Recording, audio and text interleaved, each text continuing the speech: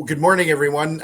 Welcome to Iowa Ideas and to the breakout sessions that we have. This is our 9th year of Iowa Ideas, and it's an event that explores the topics that are important to Iowa, the challenges, the opportunities for the future.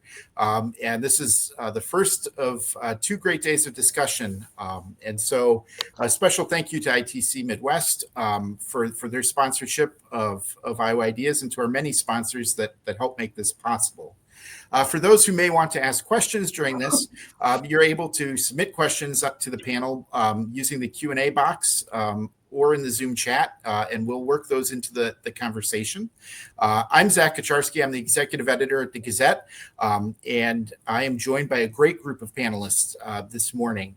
And so I am going to have each of them introduce themselves in a couple seconds here, but this is AI in agriculture, and I think everywhere you turn, there's a lot of conversation about artificial intelligence and what it means to the future, and there's a lot of really fascinating things going on in the space of agriculture, and our panelists today are leading that work in respective areas, and so we're excited to get in and talk a little bit about that.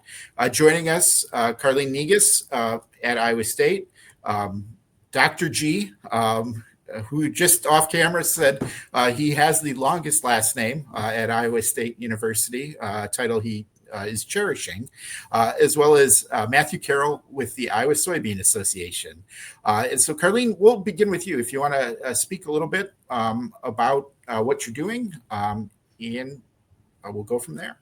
Yeah, thank you guys for having me. I'm Carlene Negus. I'm a graduate student at Iowa State University. I'm working on my PhD in genetics. I work in the research group of Jean-Ming Yu in the agronomy department, and I work on AI and some genomic agriculture projects. All right. Iskar. Hey, good morning, everyone. Thank you for having me here. Excited to participate in this conversation. My name is Bhaskar Ganapati Subramanian. I'm a professor in engineering at Iowa State University, and I also lead one of the 25 AI institutes focused on AI for agriculture, and I'm the associate director for a center called the Translational AI Center. And my work is primarily on applied AI, using AI for translating the power of AI for a variety of societally impactful applications, and I'm happy to talk some more about that. Matthew. All right. Yeah, good morning, everybody. Happy to be here. So my name is Matt Carroll. I work for Iowa Soybean Association. I'm our analytics and insights lead, so really focused on doing on-farm trials with farmers, taking that data and then making actionable insights. Before coming here, I was a graduate student at Iowa State with a PhD in plant breeding and did some fun AI stuff in that work as well. And well before that, I come from a family farm back in northwestern Illinois. So my family still farms there with corn, soybeans, and beef cattle production as well. So just excited to be here and talk a little bit more about AI and its applications in agriculture. All right. Well, thank you. And I'll kind of start a little bit just keying off of what Matthew said there. I'm curious about how each of you got interested in the use of AI with agriculture. What potential do you think there is? And, what are the, kind of the challenges that you see, and what makes you passionate about solving that? Carlene, we'll start back with you again, and I'll break the order up next time around. Yeah, kind of similar to Matt. I am from a family farm in Northwest Iowa originally, so that's kind of where my very early interest in agriculture started.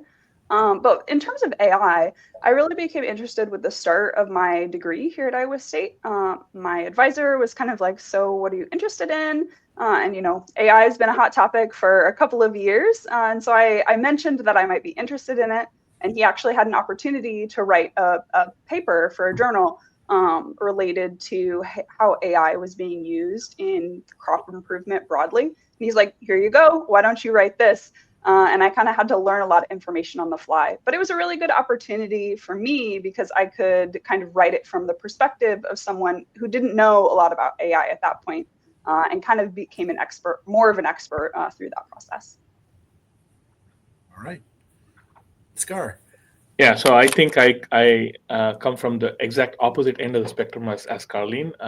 I was trained as an applied mathematician, and I started working on AI about a decade and a half ago. And when I first moved to Iowa State, I was looking for impactful problems I could apply AI to, and agriculture seemed like the perfect problem, right? And so that's where I come at this from the perspective of what are interesting, exciting problems for AI that AI can solve, and agriculture is a society. Food security is paramount, right? And so agriculture is key, and this seems like an exciting opportunity for to bring in concepts, foundational concepts from AI into agriculture. And you talked about potential, right? So should I talk about that, or should I wait until we finish with Matt and come back? Let's go with Matt, and then why don't we talk about potential? I'll have you key off next. Yeah, so I'll just background and interest. So like I said, did my PhD at Iowa State in plant breeding, and really got a kind of a taste for AI there. A lot of that was focused on drones and how do we make better decisions as plant breeders. And so taking that now here to Iowa Soybean Association, and kind of the same idea, right? How do we help farmers make better decisions with the data they have? They've got thousands, if not millions, of data points that every year that they collect. But being able to effectively comb through all that and harness it is where I see AI as I'm excited about it. Right? There's all this data and a lot of untapped potential, in my opinion. Well, and let's stay there, and let's talk a little bit about that potential. And Bhaskar, when you talk about some of the potential that you see, you're leading a cross-functional team. Can you talk a little bit about some of the pieces that the team is working with there? Absolutely. So, in terms of potential, right, I think over the past decade or so, we have seen a dovetailing of various technologies that can essentially transform agriculture. Right? One is the availability of cheap, ubiquitous sensing. So, like Matt talked about drones, you have satellite data, you have cheap sensors, you have more mechanization, and so these things are essentially producing a data deluge, right? So, and then, but at the end of the day, farmers, growers want actionable insight, right? So don't give me the data, give me insight into what I should do with this data, right? And this is again perfect ripe for things like data analysis, machine learning, and artificial intelligence, right? The whole focus of AI is converting this huge amounts of data into something tangible, something actionable. And for me, the potential here of AI is essentially threefold, right? First is, can AI essentially make farming scale agnostic, right? So currently, uh, uh, uh, what can the large amount of mechanization is probably only affordable by the large scale farmers, right? The average farmer in Iowa, 330 acres, right? So can we provide tools that AI can provide tools that a 10-acre farmer, a beginning farmer, a 100-acre farmer, a 1,000-acre farmer all can use, right? That's one thing that I think the potential of AI is. Second is, I mean, with all the extreme changes in climate that we are seeing, the trade, the rippling effects of trade wars that we are seeing, could AI enable us to our growers to be more profitable, right? So more resilient. That's the other thing that I think AI has the capability to do. And third is just like what Matt said, right? So in terms of actionable insight, converting this data deluge into something that's tangible, saying, do this, if I do A, this is the impact, if I do B, this is the impact on my bottom line, right? The other thing. And from the IRA perspective, right? So I have the privilege of leading this AI institute called AI Institute for Resilient Agriculture. And we are a cross-functional team that, like you indicated, across the country, spanning a transect from New York, NYU, Carnegie Mellon, Iowa State, University of Nebraska-Lincoln, and Arizona. And Iowa Soybean Association is a core partner here as our essentially as a grounding in terms of our link to Iowan farmers, right? And so very quickly, right? So two key things that we are focused on. One is, how can AI be used to build tools that can enhance the profitability of row crop agriculture through better decision support. That's one. And the second, and maybe Matt can talk a little more about that, right? So, and the second one, and that's something that maybe Carleen can talk about, how can AI be used to improve the resilience of plants through accelerated breeding? Well, and Matt or Carlene, I'll let you guys pick which fork in the road do we take first. I guess Matt, you can jump in. I'm don't sure know. you have a lot of points on this. Yeah, so no, I agree with everything that Bhaskar said. Really excited to be partners with Iowa State and all the other universities on the IRA project. And thinking about where I think of AI and maybe specifically generative AI, I see a couple things where there's really potential value add, and expanding what Bhaskar said is one, so I've got dad who's 63 years old. He wants to use data, but he also doesn't like Excel. And so I think with some of this generative AIs, you've got all this data, it's there. Like, how do I access it? And access is more than just getting a spreadsheet. I always like to kind of say, if we have to have people still get into spreadsheets, we've probably failed. So being able to talk to your data and say, hey, on this field, what do you think happened? Do you have recommendations for improvement for next year? Things like that. So, and then the value too of maybe building out bigger data cooperatives where it's not just my farm. So if I farm for 20 years and I farm 20 fields, I've got 400 instances of I've got a response. But if you've got 20 farmers who all farm 20 fields a year, you can almost get a lifetime of information in a single year and help pull that information together.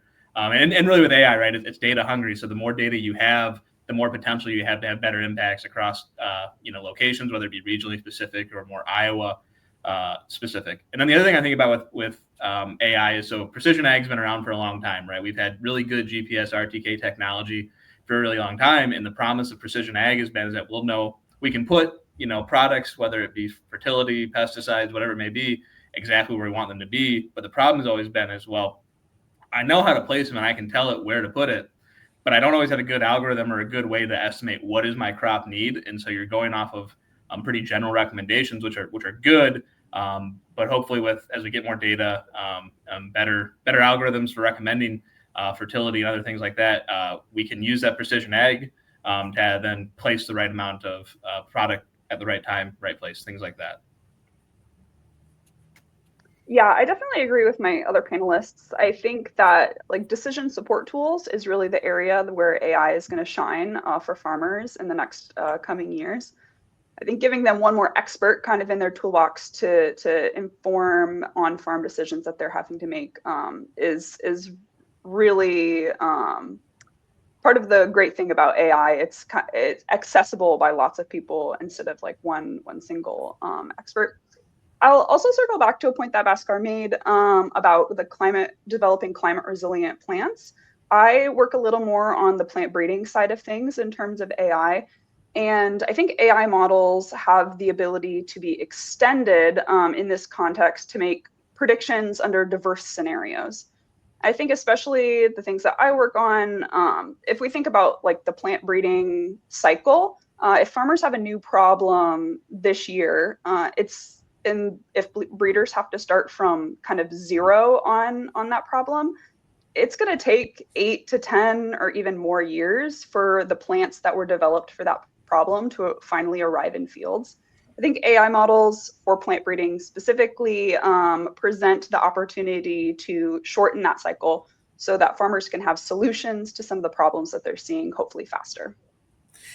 I'm curious, you all touched on data. And I'm curious, when you think about, the structure or just all of the different data points that a farmer interacts with, whether it be a plant, whether it be weather, whether it be, weeds, bugs, all sorts of different things. You're bringing together lots of different data points. Today, what is the structure? How much data is there, and how do you bring all of these different things that seemingly aren't connected, or maybe are data sets that would stand alone? How do you bring them into a place where that information is actionable? Yeah, maybe I can take first stab at that, and maybe Matt and Carlene can provide more nuance there, right? So I think that is, if you will, Zach, the $1 billion question, right? So we have huge diversity of sensors that are being produced, right? So we have satellite-based sensors, right? So now we have low Earth observatories that can go over a location multiple times a day, can take images at multiple bands, right? So not just the visible spectra, but also the infrared spectra and so on. And then you have drones, like Matt talked about, that are now cheap enough and can be autonomously deployed to essentially go over the fields. We have ground-based robotics and we have ground-based sensors. You also have weather data, we have soil data, we have management data, we have historical data available. So fusing this all together has been a fundamental challenge in AI that really excites me. And this is what is called multimodal. You have different modalities of data. How do you fuse this all together? And we have multiple ways of doing that. And so first is putting them all into an accessible AI-ready format, right? And this is something that that the computer science community has been working a lot. And so there's formal, just like, for instance, if you take a picture, you store it in a specific JPEG or TIFF format. Similarly, if you have a video, you store it in an MP4 format, right? Exactly like that. There are clear formats of weather data, soil data, and all these things that essentially enable a machine or AI to go in, understand what the data set looks like, and then ingest that, right?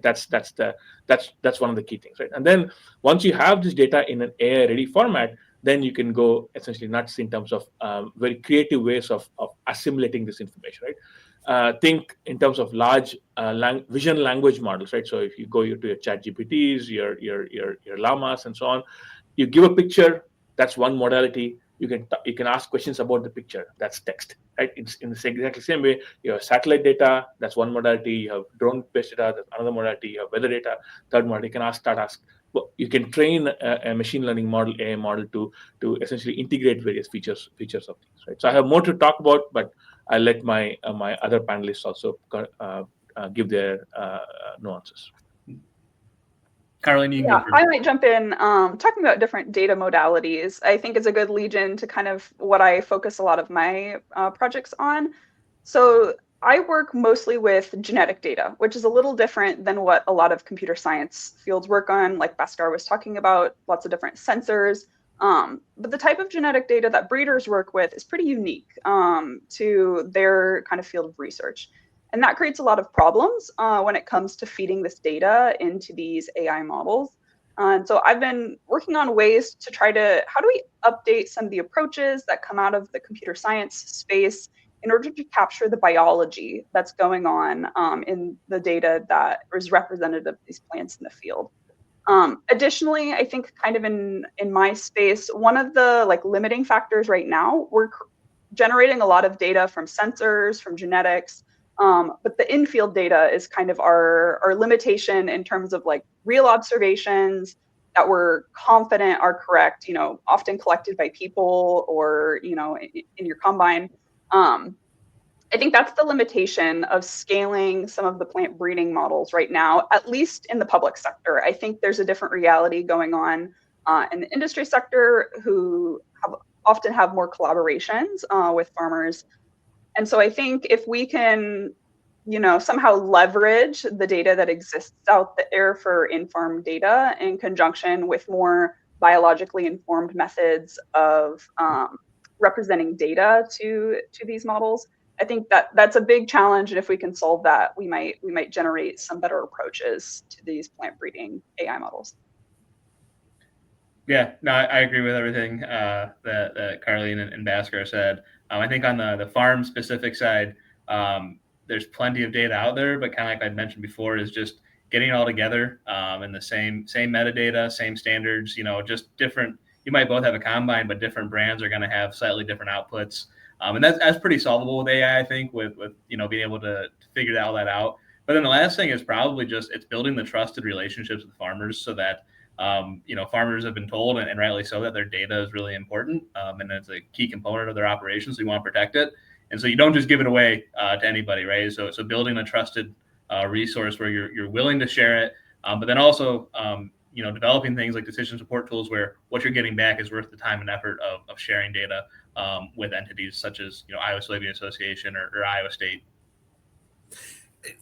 Maybe that's a place we could jump off a little bit. I mean, we've had a fairly technical conversation, and how do you present that out in the field to a farmer? And what is the buy-in, and how are you going about, is this a situation where you're having to teach them how to collect things? Are you kind of ride along type of thing, or here's a tool, and are you having to kind of, what is that process? And how many farmers are excited to kind of jump in at this versus overwhelmed?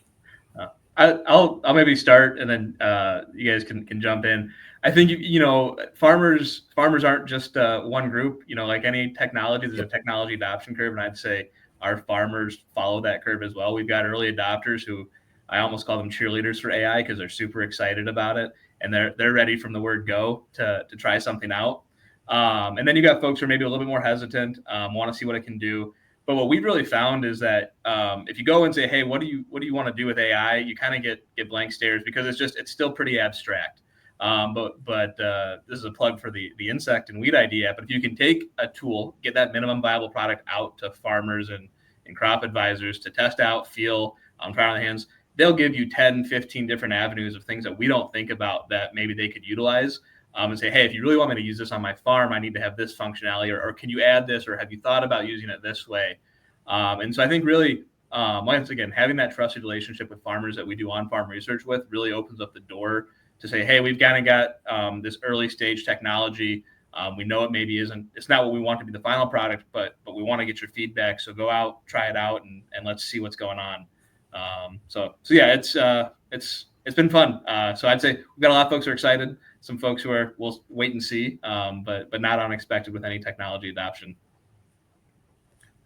Yeah, and adding on to what Matt said, right? So when we're thinking about IRA, the AI Institute, and then other programs like Coalesce, the key focus was not advancing AI for AI's sake, but advancing AI for use-inspired case of how can we enable agriculture. And that's where Matt and his colleagues at Iowa Soybean Association have been critical, along with folks from Iowa Corn Growers Association, in terms of identifying what the pain points of current farmers are.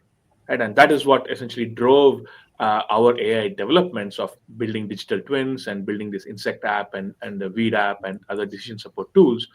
And so that has produced, because we target pain points, current pain points that affect profitability of farmers, they have been enthusiastic adopters, or at least if not adopters, they're willing to explore and evaluate these tools. And I think that has been critical in terms of you cannot design an AI tool and then just say, oh, please go use it. I think it has to have the end user in mind, and this is what we have learned over the past couple of years, in that we have to have the end user, the growers, the breeders on the table to identify what the pain points are, what their minimum viable products are going to be, so that we can actually target those.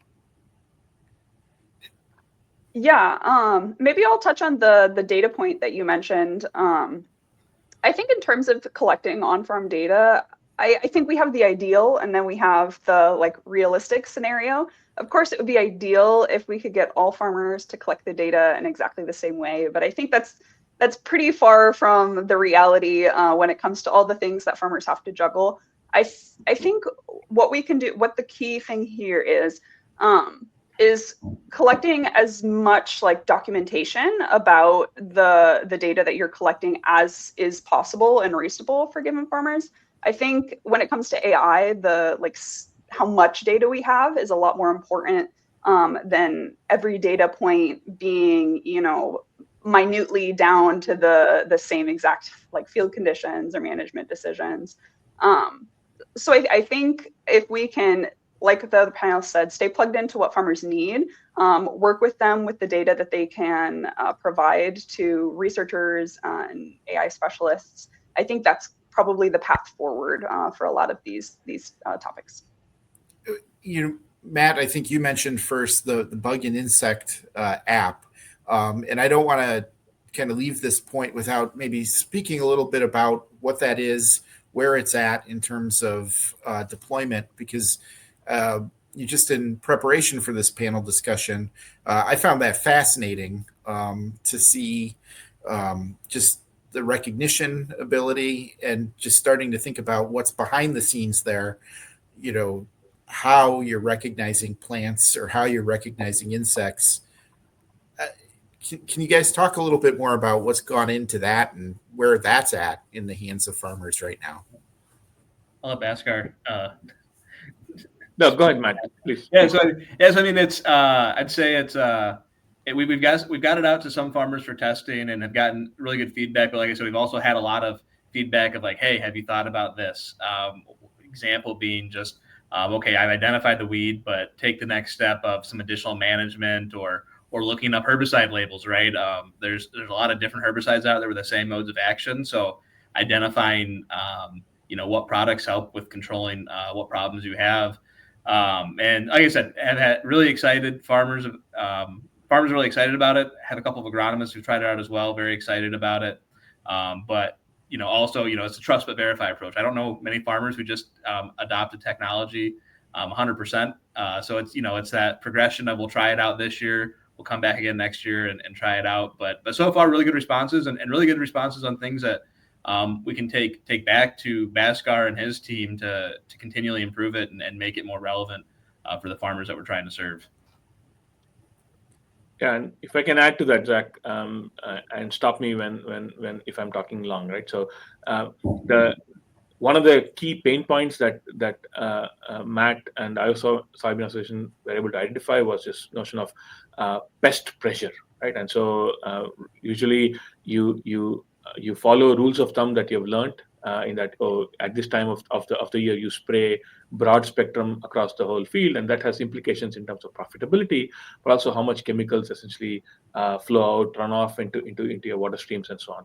So with that in mind, colleagues within IRA, especially Aarti Singh, Shamik Sarkar, and me, along with several other colleagues, decided to come up with these what we call foundational models, right? So that is essentially models that can identify a huge variety of insects, weeds, and diseases. And going back to Carlene's point, right? So to do that, we collected as much data as we could, and not worrying about the quality of the data, but the quantity of data that we could collect. And then we trained these large-scale models on supercomputers over several months. And the idea here is what is called self-supervised learning. And very briefly, right? So what it means is I have a 4-year-old, and my 4-year-old essentially loves cars, but when I first showed him a car, I didn't define that it is a internal combustion engine with an engine and all that, and he would not have understood that. So all I did was I showed him pictures of cars, right? Essentially, without giving any labels. So he built a mental picture of what a automobile is, right? And then I gave him a couple of examples saying, oh, this is a Ford, this is a Nissan, and then he quickly, and this is a truck, and so he quickly grabbed onto that concept. That's the same way we train these large machine learning models, right? We throw in a lot of data at them, and they build an internal representation of what the data looks like. And then we ground it with saying, oh, this is insect, this is a Japanese beetle, this is a spotted lanternfly, and it quickly constructs a picture of that, right? An internal representation of that. So we have done that for about 4,000 different insects species, about 1,500 different weed species. And with Matt's help, we are now trying to evaluate how useful it is for farmers.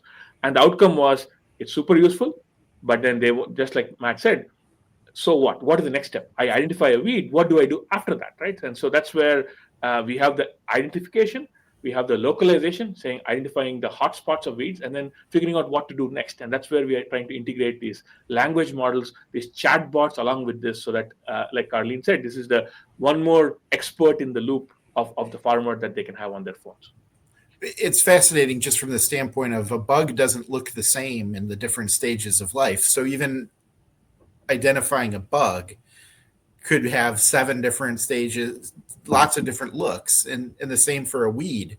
And so when you start to think about just the ability to identify, there's a lot underlying absolutely there. Yeah, and that's where I think this is why it's from an AI perspective, why this is such an exciting opportunity and challenge for the computer vision, the AI community, right? So that you have different life stages, you have different colors, you have different shapes, you have different camouflages, you have different lighting conditions.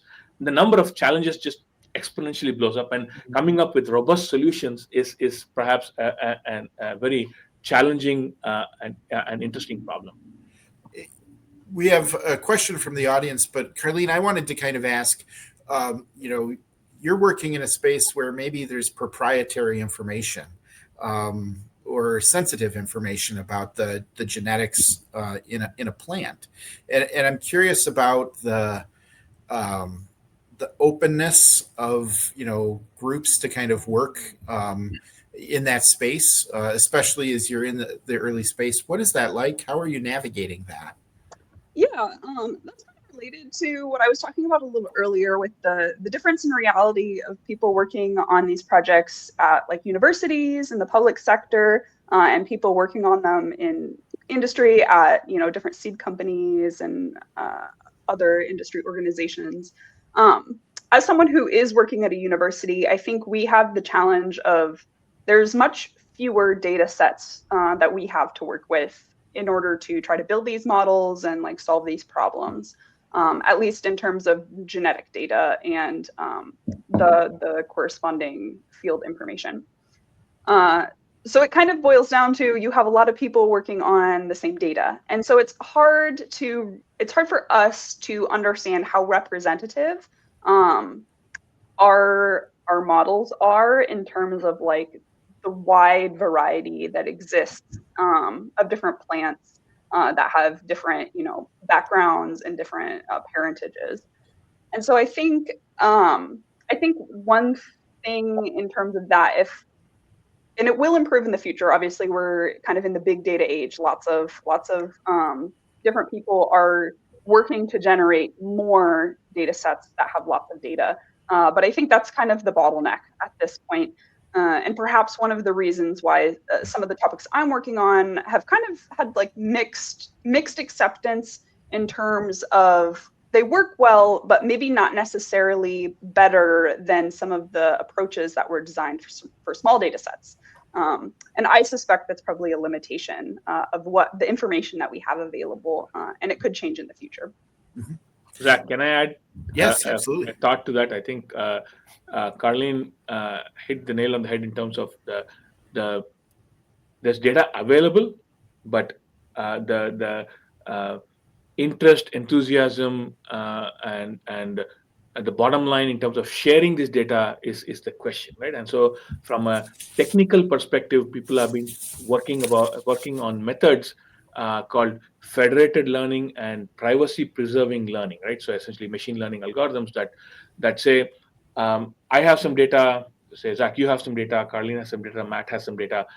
We don't want to share each of our data, but we understand the value of our data. So can I essentially come up with a model that training approach that does not require you to share your data, but I can still have the model come in, run on your data, go to Carlene's data, run on that data. And so essentially, without having to share data, can I still train models on large scale data sets? This is what is called federated learning, right? So I have different locations where I have the data, and this is also called privacy preserving. I don't reveal the privacy information of my data sets. And this is something that the community is working towards, and I have high hopes for that. We had a question submitted from the audience, and I think that it's along the lines of the data and what we're just talking about. Are there data safety limitations or recommendations when it comes to sharing or using agricultural data in mainstream AI platforms?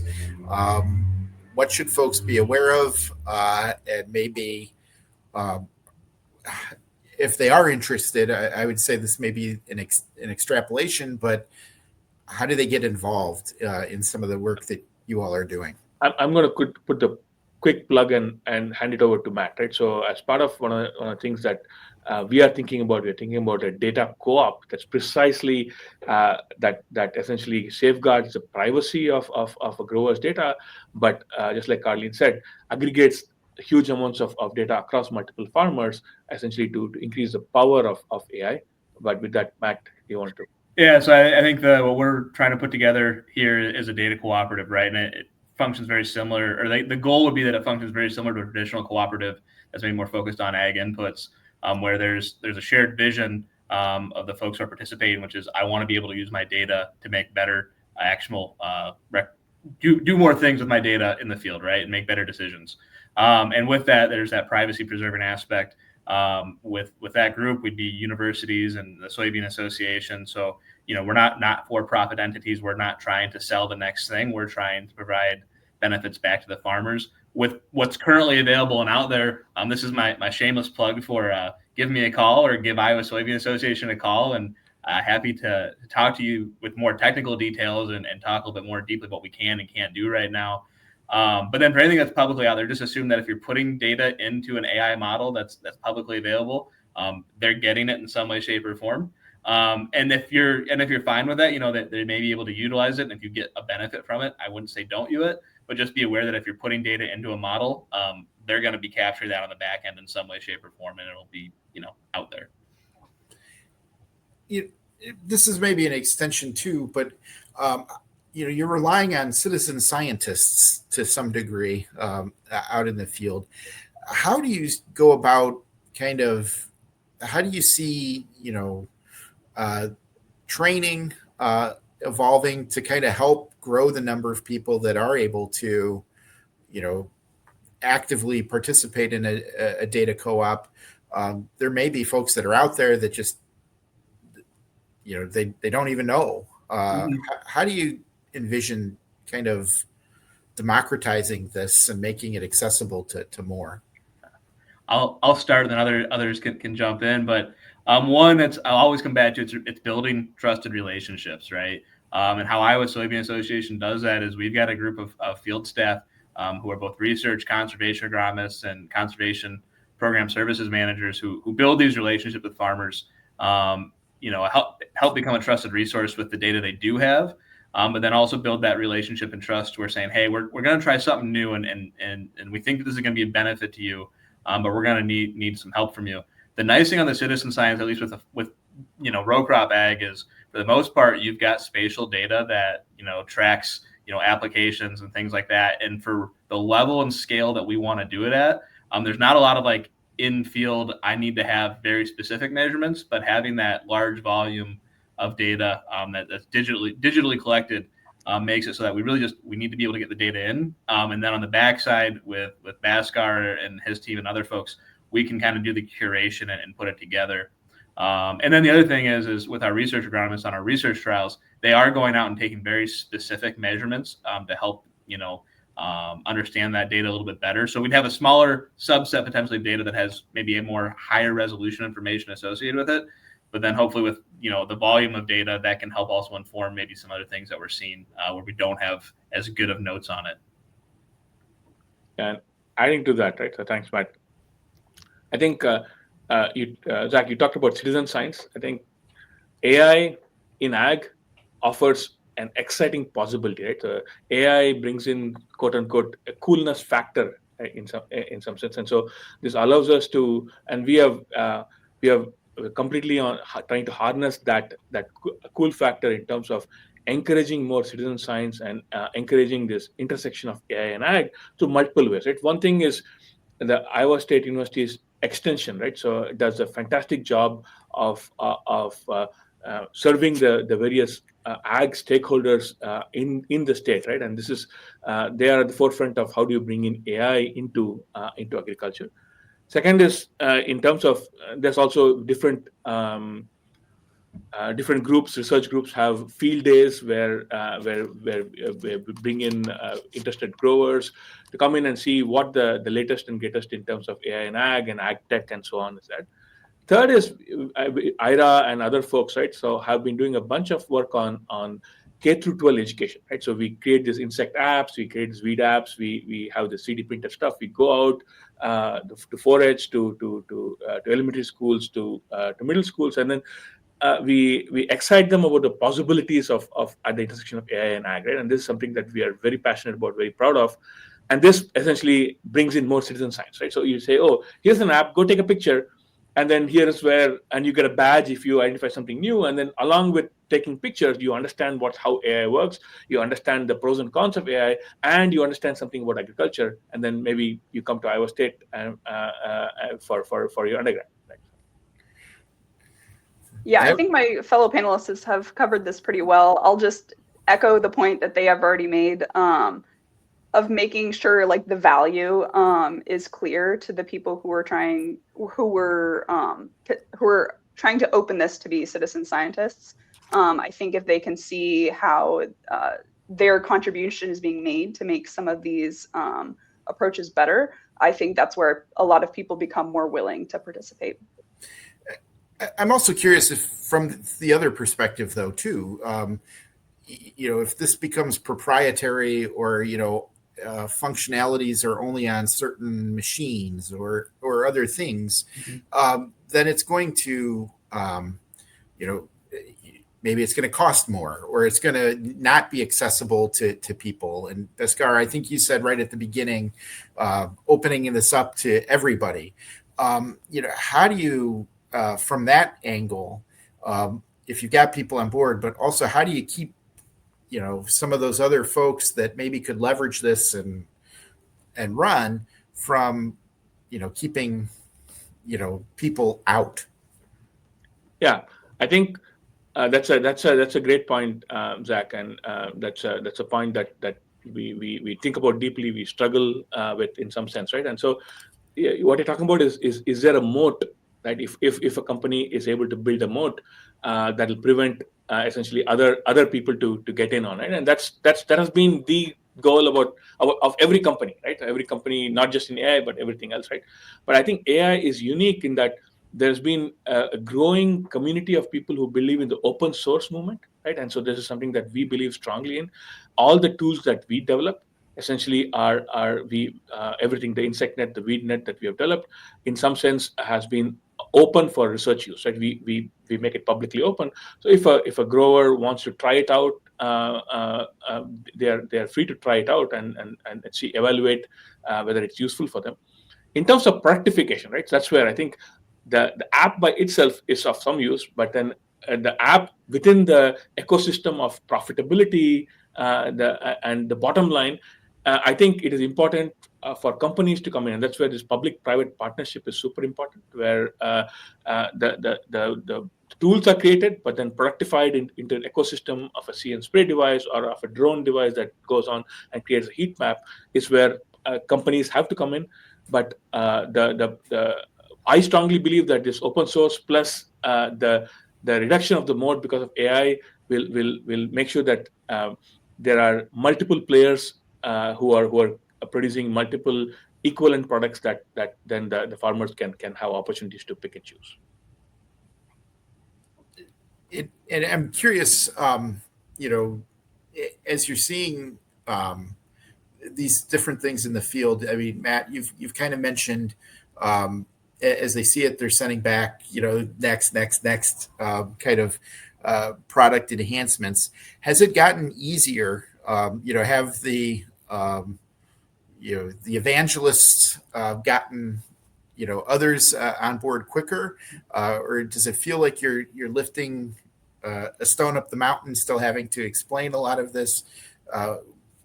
Where do you feel things are at? Yeah, I'd say we're still in the early stages, right? Where we're starting to get a lot of momentum behind some of our early products for testing. So I'd say we're still in that evangelist stage of the folks who are interested. They're going to continue to be interested.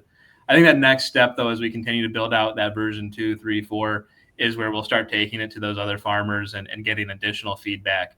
So I'd say right now, still, I wouldn't say it's pushing a stone up the mountain by any means, but I think it's still in that early stages where we've done enough of the background research to know, like, this is what we can do and its potential. And now it's time to, bring all that, and consolidate it into something where it's like, okay, this is that tool that we really think hits the nail on the head for you as a farmer, and is worth spending the time. It's not just an actual cost thing. It may be free, but if it takes me an hour to do it, there's a cost. There's the opportunity cost, right? So I'd say we're still in that early stages, and haven't maybe gotten to the point where we're hitting the next wave of adopters, right? So more on that hopefully in the next year or so as we continue to make more progress on this. Carlene, I wanted to also ask, you mentioned kind of there are other methods that are achieving some of the results, but if you're able to even get in the ballpark, it would seem like that's a huge success in terms of machine learning getting close to the same results. How do you kind of identify goals there, or how are you, you know, if you're able to produce even close to the same prediction, how do you rate that? Yeah, I think that's a big consideration with some of the projects that we're working on.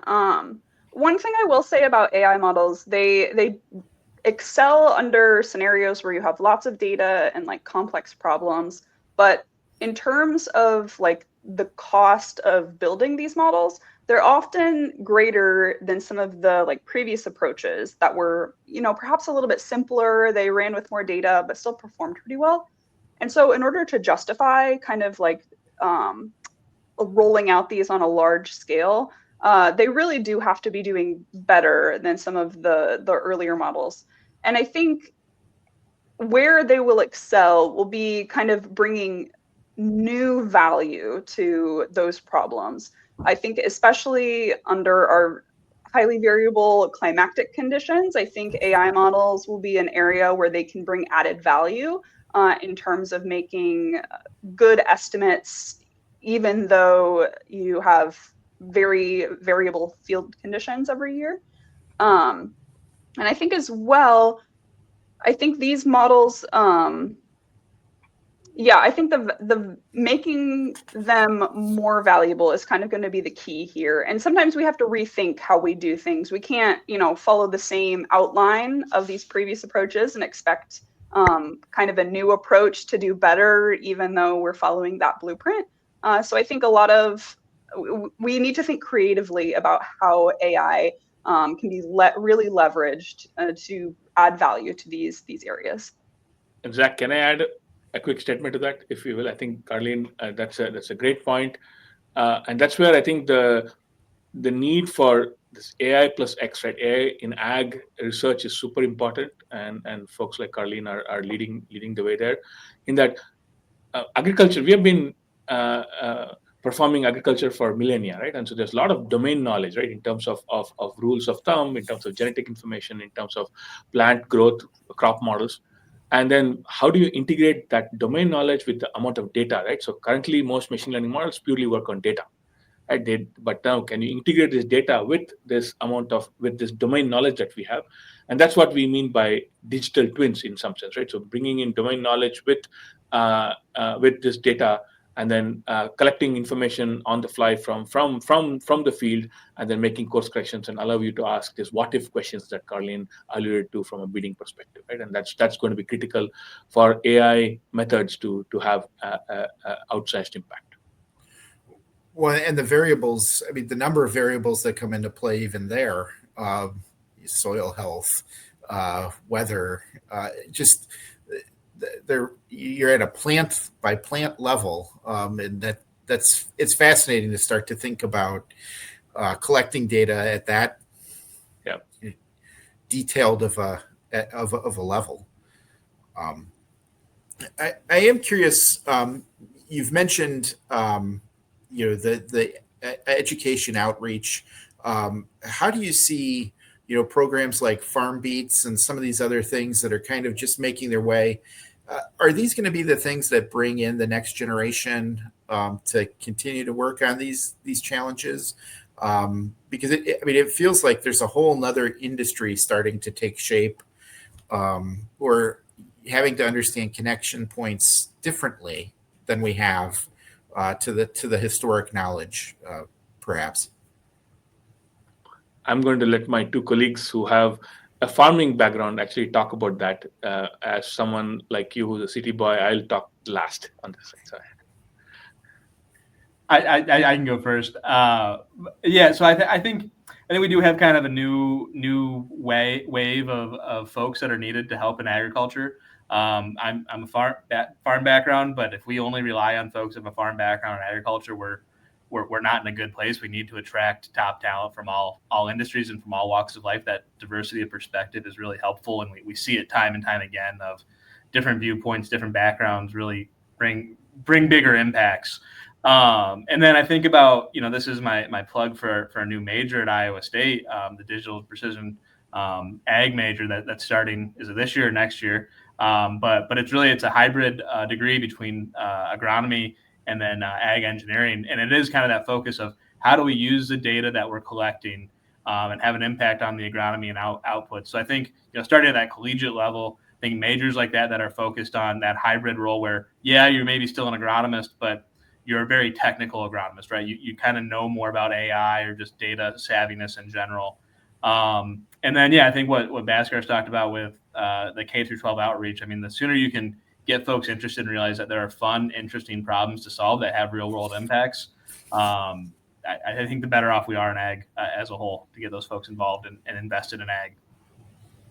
Yeah, I think those are great points. I also agree that people working in this area, it's not going to be solved by a single person who's an expert in all of these things. It's going to really be solved by a team of people who can kind of communicate about what the value of these problems are, the real world value, and then each bring their individual expertise to that team working on the problem. And I think definitely that's a great plug for the new ISU program. We'll kind of need some mediators between these teams. We need people who have a little bit of expertise in agriculture, a little bit of expertise in the kind of AI technology space in order to make sure these two areas are working well together. And I think in general, farmers of every generation have had new challenges in terms of the things that they've had to learn. And I think the coming years will be no different.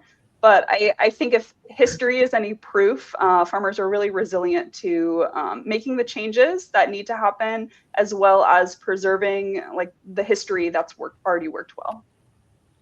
Yeah, and just to add a couple of points to that, right? I think AI and in general technology, right, so provides a wonderful opportunity to excite folks who are not thinking about agriculture to think about agriculture, right? So especially if I have a drone, if I have a simple camera, take an image of a plant, figure out the health of the plant, and so on, and that's some of the examples that we have in terms of a K through 12 education and outreach, and this gets people so excited, kids so excited about, oh, this is something I can integrate technology into something in agriculture, right?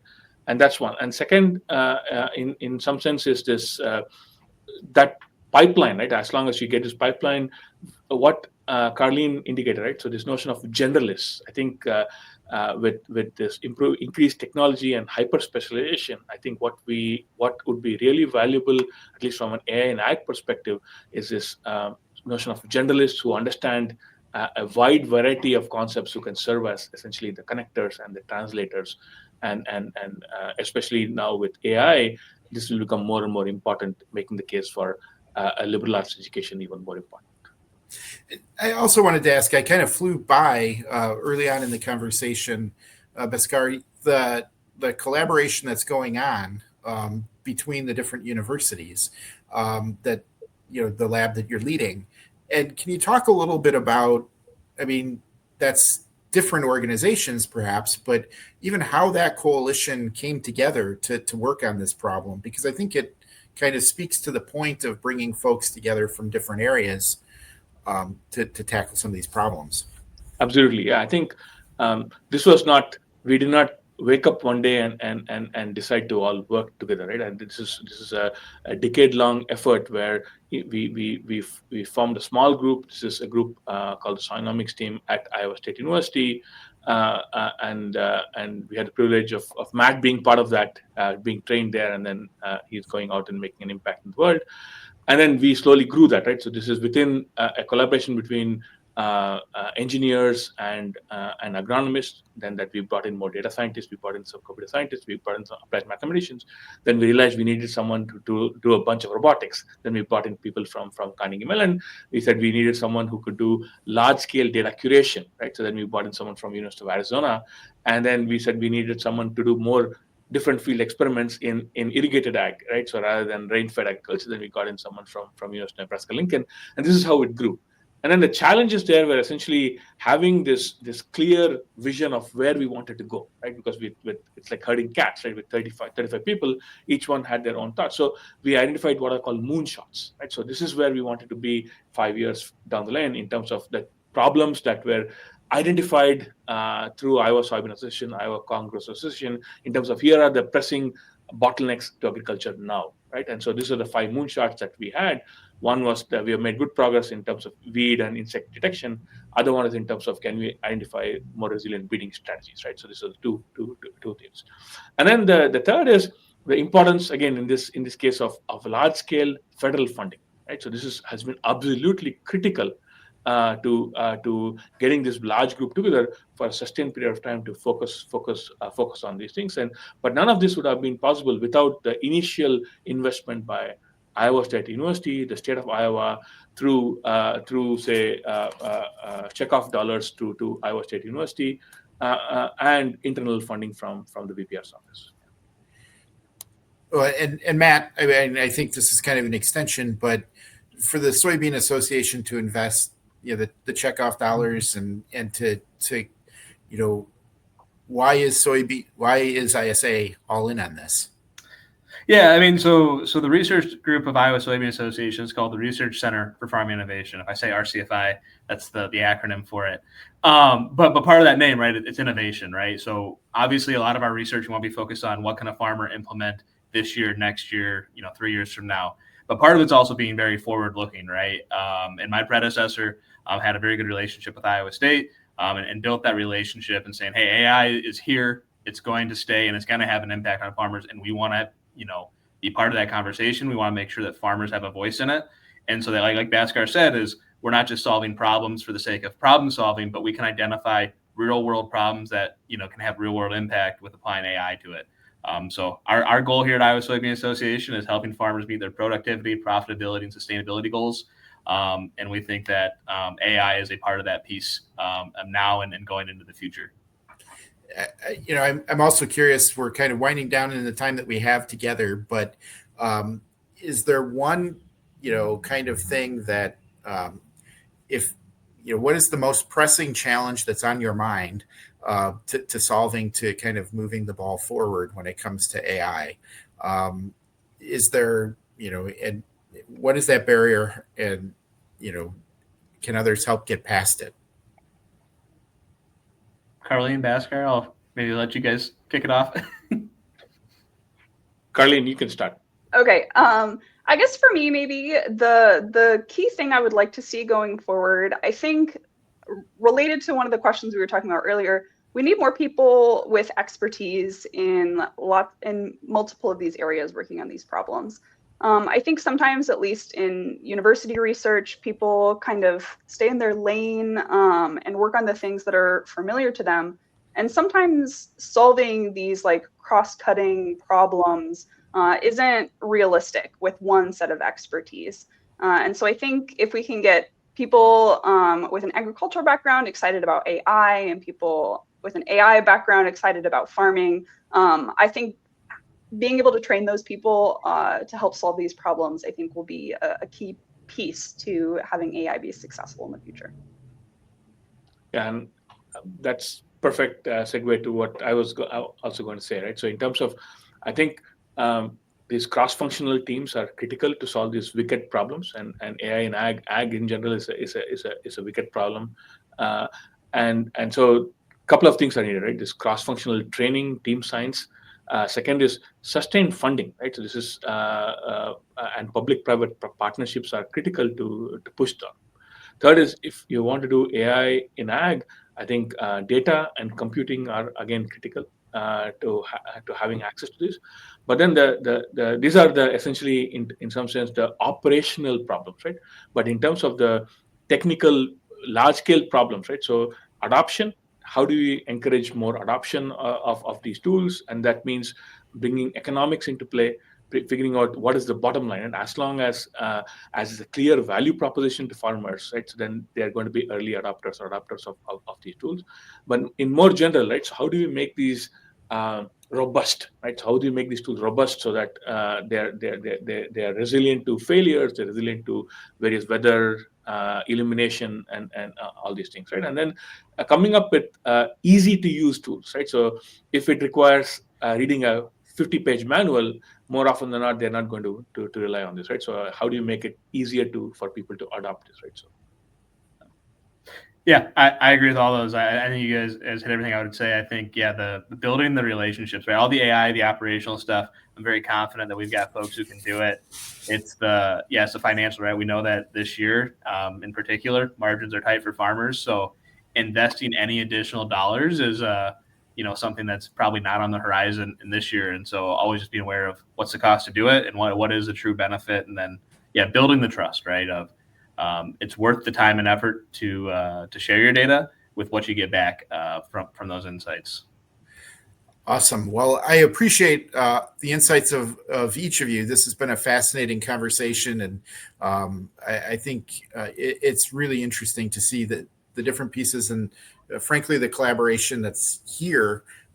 It's exciting to see and hope that can continue to grow. And so I appreciate your time this morning. And to our attendees, we're going to take a quick break. The next session in the agriculture track is exports, agricultural exports, certainly something that's in the news a lot.